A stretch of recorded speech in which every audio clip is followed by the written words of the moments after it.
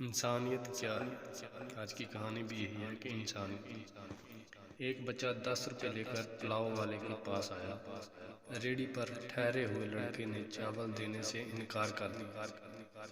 میں کہنے ہی والا تھا کہ بچے کو چاول دے دو، باقی پیسے میں دوں گا، کہ اتنے میں پلاؤ والا خود آ گیا اور بچے سے 10 روپے لے کر اسے بہت پیار سے شاپر میں چاول ڈال دیے۔ میں نے سوال پوچھا، مہنگائی کے اس دور میں 10 روپے کے چاول؟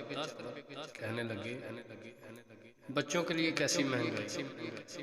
بچے تو بچے ہی ہوتے ہیں، میرے پاس 5 روپے لے کر بھی آتے ہیں اور میں ان بچوں کو بھی انکار نہیں کرتا، جبکہ 5 روپے تو صرف شاپر اور سلاد کے بھی نہیں، لیکن ہر جگہ منافع نہیں دیکھا جاتا۔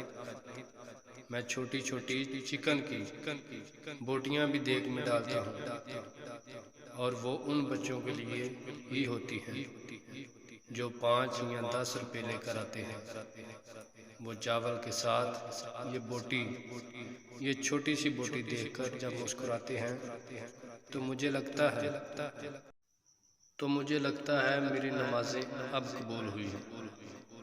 آج کے دور میں امیروں کے بچے 5-10 روپے لے کر نہیں آتے، یہ غریب بچے ہوتے ہیں۔ یہ میرے سوال کا جواب کم اور انسانیت کا درس زیادہ تھا جو میں نے آج سنا۔ یہ محبت کا خالص جذبہ، یہ بچوں سے محبت، یہ غریبوں کا احساس ہر کسی میں کہاں ہوتا ہے۔ مجھے سمجھ آ گئی کہ اس چاول والے کے چہرے پر اتنی مسکراہٹ کیوں بسیرا کرتی ہے، اسے دیکھ کر روحانیت کا احساس کیوں ہوتا ہے۔